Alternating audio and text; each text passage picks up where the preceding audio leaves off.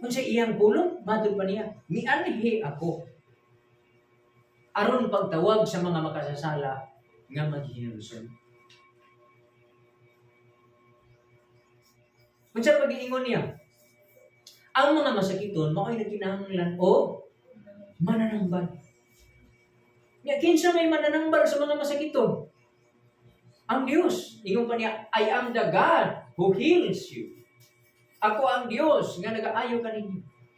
Ingon pa niya. Na unsaon man nga mamaayo ta?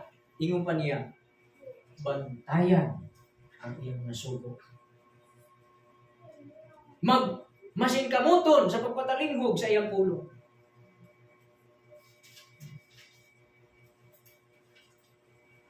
Kung bitaw nang mabalangka ang mga ginikanan pag ang anak di mo patuo sa ilang mga pulong kay nahadlok ang ginikanan, nakabalo ang ginikanan, kaning anak ka mapariwara gini mahimo ning karniro nga imong may saraag kundi mamati sa tambag sa ginikanan. Kusa grabe gid imong kabalangka kay unsa na kay kapadulgan sa akong anak kay ikaw na sayod ka man nga ang imong tambag kaniya para sa tulid, para sa kaayuhan niya. Pero mahadlok ka nga maadto siya sa kadautan kay ug madaot siya kay ang iyang gisubay nga tambag dili man gikan sa imo.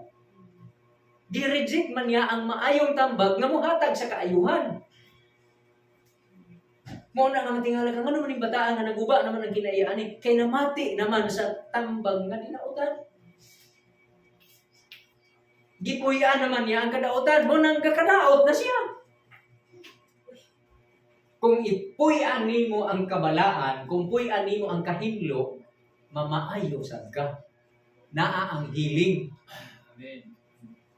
Magay ng mga pasyente pag adto sa ospital, gitudloan na yung mga doktor. O, unsa? Proper sanitation. Di ba? Kinahanglan manghilo yun. Kaya nakabalo man sila anak. Pero kung na physical mo nang ila.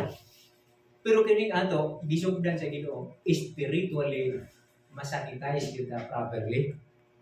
Amen. Pero ang sakto nga sanitation sa ato sa espirituhan kanang magpatalihog sa pulong sa Ginoo. Katong naa sa Deuteronomio Kapitulo 8, nga gibasan to kanina pagsugod. Mga kaigsuon. O kanang naa diha sa Deuteronomio 28 nga tambag.